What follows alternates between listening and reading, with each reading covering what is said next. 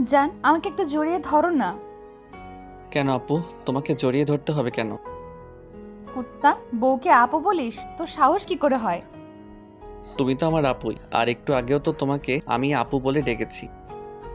Baby, তুমি আমাকে আপু বলে ডাকো কেন? এখন আমি তোমার বউ, তুমি আমাকে জানু, সোনা, কলিজা কিংবা বেবি বলে ডাকো, ওইটাতে আমার ভালো লাগবে। বেবিটা তুমি এমন করে ডাকো কেন কলিজা? আমি বুঝতে পারতেছি না তুমি এত সহজে সবটা মেনে নিলে কি করে। এত সহজে সবটা মেনে নিলাম কি করে মানে? তুমি কি বোঝাতে চাইছো? আরে বাবা, তোমার তো বিয়ে হওয়ার কথা ছিল অন্য কারোর সাথে, তাহলে তুমি আমাকে এত সহজে বিয়ে করে নিলে, আবার আমাকে মেনেও নিলে কি করে, আমি সেটা বুঝতে পারতেছি না। বেবি দেখো, কারোর সাথে হবার কথা ছিল কিন্তু হয়নি তো। তাছাড়া আমি অন্য কাউকে ভালোবাসতাম নাকি যে ওর জন্য সারা জীবন দুঃখে কষ্টে বসে থাকবো? আর যে চলে যাবার সে চলে যাবে, তাতে আমার কি? আপু তুমি কি বলতেছো? আর তুমি আমাকে ভালোবাসো মানে কি সব উল্টাপাল্টা কথা বলতেছো? হ্যাঁ, আমি তো বুঝতে পারতেছি না। আচ্ছা সত্যি করে একটা কথা বলো তো, তুমি কি এই বিয়েতে রাজি ছিলে না নাকি অন্য কাউকে ভালোবাসতে? ঈশানের এরকম ধারা কথাতে মিথিলা এগিয়ে এসে ওর মুখের দুপাশে হাত রেখে ঠোঁটে আলতো করে একটা কিস দিয়ে বলতে লাগলো, বেবি তুমি বুঝতে পারতেছো না, ওকে যদি আমার বিয়ে করার ইচ্ছাই থাকতো তাহলে কি আমি নিজে ওকে অন্য কারোর সাথে ভাগিয়ে দিতাম আর বলতাম যার সাথে ও রিলেশনে আছে কিংবা যে মেয়েটাকে ভালোবাসে তার সাথে যেন চলে যায়? যদি সেইটাই ইন্টেনশন না থাকতো তাহলে কি এখন তোমাকে বিয়ে করে নিতাম বলো জান? আর যদি ওকে আমার ভালোই লাগতো তাহলে তো বিয়েটা করতাম। এখন চলে যাওয়ার পর তো আমি কষ্ট পেতামই।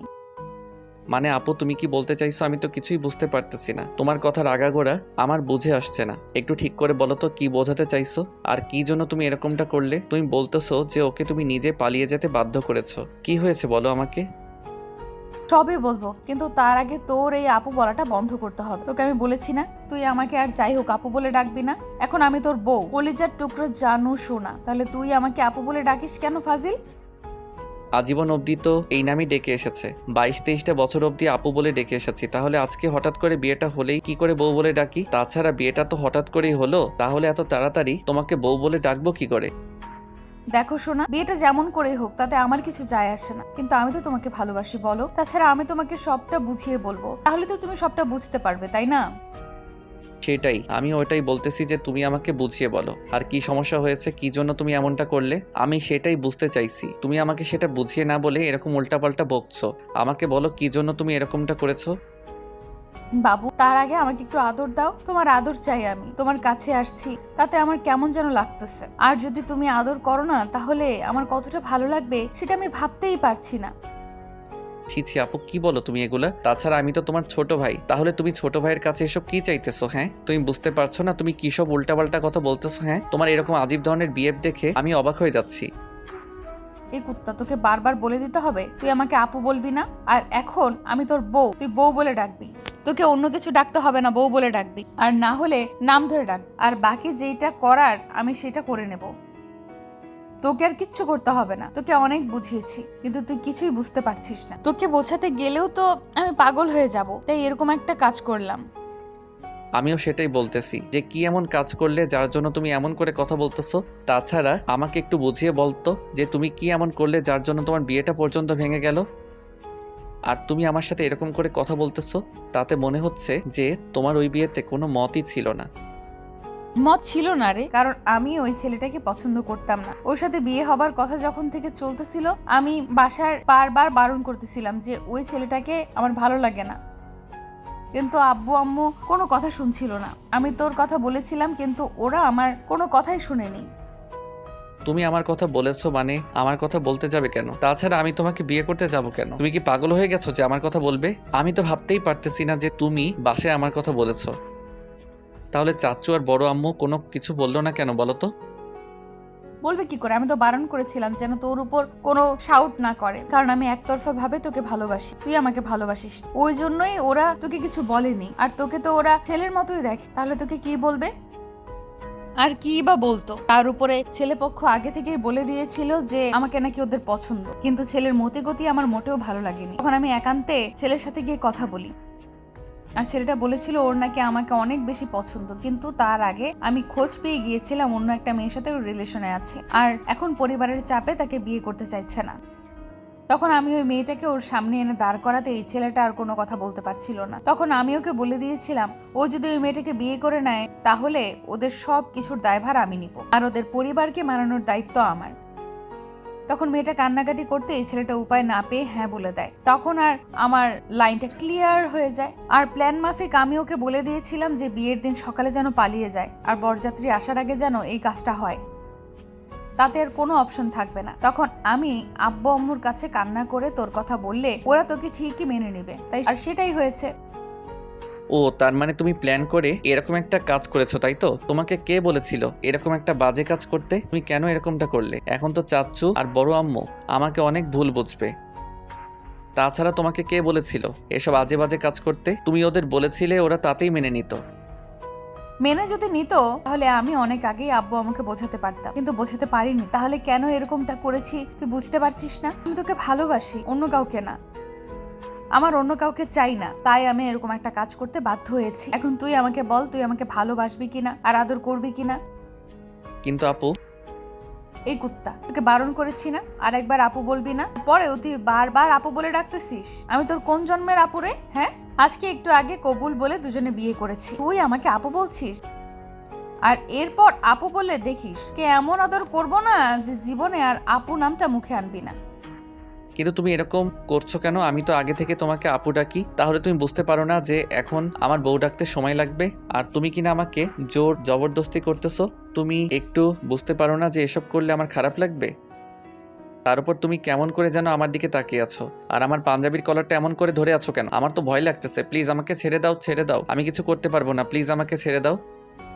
তোকে কিছু করতে হবে না কুত্তা, আমি করে নিব।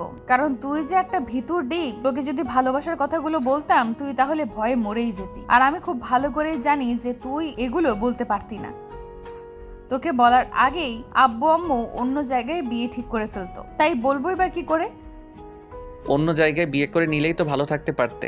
আমি তো একটা বেকার ছেলে, আর তাছাড়া তোমার থেকে জুনিয়র। তাহলে তুমি কেন এরকম করে আমাকে বিয়ে করলে? তোমাকে কে বলেছিল আমাকে বিয়ে করতে? হ্যাঁ, এখন তো তুমি আমার উপর পুরো হুকুম চালাতে শুরু করে দিবে। ভাই বোন ছিলাম, তাতেই আমাকে পুরো জ্বালিয়ে শেষ করে দিয়েছো, আর এখন তো আমার বউ হয়েছো, তাহলে আমার কি অবস্থা করবে আমি তো সেটাই ভাবতে পারছি না।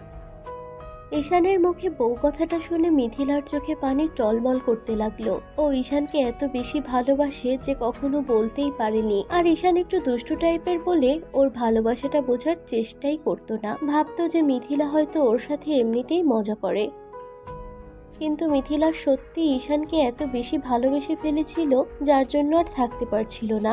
একটা সময় ওকে বলতে চাইছিল, কিন্তু তার আগেই মিথিলার আব্বু আম্মু অন্য জায়গায় ওর বিয়ে ঠিক করে দেয়। আর ছেলের পক্ষ যেদিন আসে সেই দিনই ওরা মিথিলাকে পছন্দ করে ফেলে। তারপর ওর সাথে বিয়ের কথা বললে তখন মিথিলা বারণ করে দিয়েছিল, কিন্তু মিথিলার আব্বু আম্মু শুনছিল না। তখন কারণ জানতে চাইলে মিথিলা বলে দেয় ও ঈশানকে পছন্দ করে, ভালোবাসে। আর তারপরেই এরকম একটা ঘটনা ঘটলো। তো ঈশান খেয়াল করলো মিথিলা আপুর চোখে পানি টলমল করছে। তখন মিথিলার চোখের পানিগুলো আলতো করে মুছে দিয়ে বলতে লাগলো, প্লিজ আপু, তুমি কান্না করো না। তুমি জানো না তোমার কান্নাটা আমি সেই ছোটবেলা থেকে সহ্য করতে পারি না। আমি অন্য কারো কান্না সহ্য করতে পারলেও আম্মু আর তোমার কান্নাটা কখনো সহ্য করতে পারি না। তুমি প্লিজ এরকম করে কান্না করো না। আমি তো বলতেছি, আমি হুটহাট করে এরকমটা বলে ফেলেছি।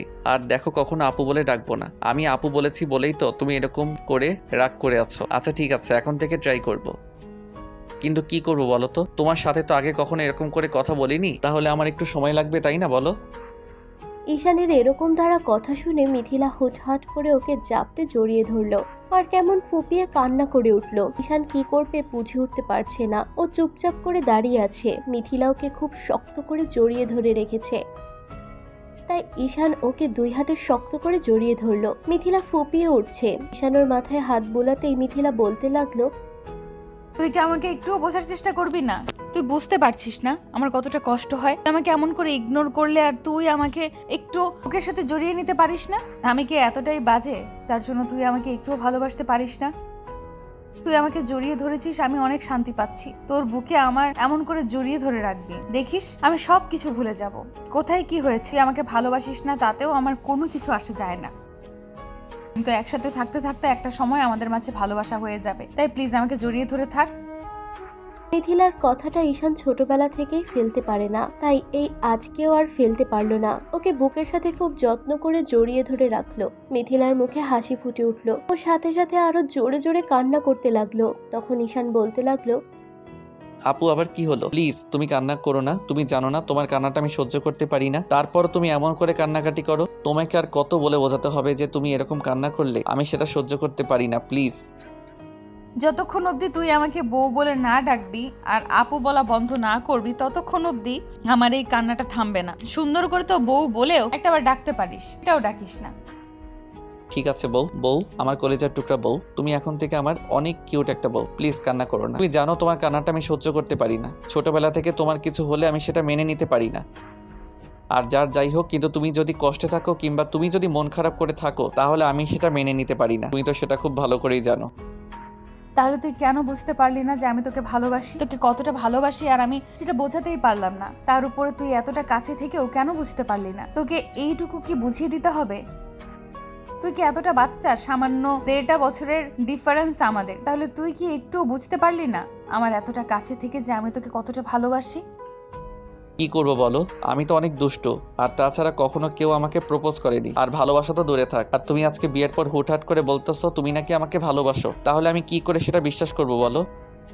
আমার তো মনে হচ্ছিল যে আমার লাইফে আসার মতো কেউ নেই, আমাকে ভালোবাসার মতো কেউ নেই। আমি ভেবে নিয়েছিলাম যে কেউ কখনো আমাকে ভালোবাসবে না, কিন্তু আজকে বিয়ের পর তুমি আমাকে এমন করে জড়িয়ে ধরে বলতেছো যে তুমি আমাকে অনেক আগে থেকে ভালোবাসো। আমার বিশ্বাস হচ্ছিল না। এখন বিশ্বাস হলো তো আমি তোকে কতটা ভালোবাসি আর কতটা কাছে পেতে চাই। প্লিজ আমাকে দূরে সরিয়ে দিস না। তুই আমাকে এমন করে সব সময় বুকে জড়িয়ে ধরে রাখবি, আমি নিজে তোকে আদর করে দিব, দেখিস তোরে ভালো লাগবে। আর তুই আমাকে ওই সুখটুকু দিবি যেটুকু আমি তোর কাছ থেকে চাই। তোকে কিছু করতে হবে না, আমি শুধু তোকে ভালোবাসবো। মিথিলার এরকম দ্বারা কথাতে ঈশান ওকে ছাড়িয়ে নিল। তারপর মুখের দুপাশে দুহাত দিয়ে ওর চোখের পানিগুলো মুছে দিতেই মিথিলা হুটহাট ঈশান ঠোঁটজোড়া নিজের দখলে নিয়ে কিস করতে আরম্ভ করলো। ঈশান কিছুক্ষণ রেসপন্স না করলেও মিথিলা ওকে ছেড়ে দিয়ে রাগী চোখে তাকাতেই ঈশান নিজে থেকে মিথিলার ঠোঁটজোড়া দখল নিয়ে নিল। তারপর দুজনে ডুবে গেল ভালোবাসার অথৈ সাগরে। তো ভালো থাক ভালোবাসা। আমাদের দেয়া গল্পটি যদি আপনাদের ভালো লেগে থাকে তাহলে একটি লাইক করুন। আরও নতুন নতুন গল্প পেতে চ্যানেলটি সাবস্ক্রাইব করে বন্ধু হয়ে আমাদের পাশে থাকুন। ধন্যবাদ সবাইকে।